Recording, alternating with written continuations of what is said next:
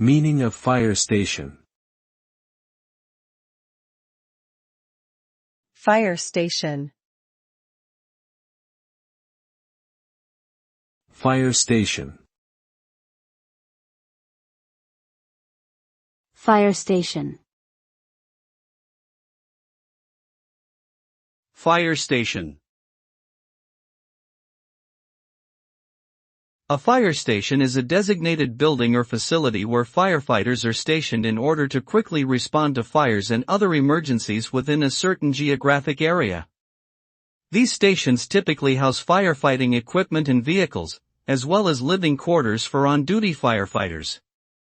Firefighters usually work in shifts to ensure 24-hour coverage.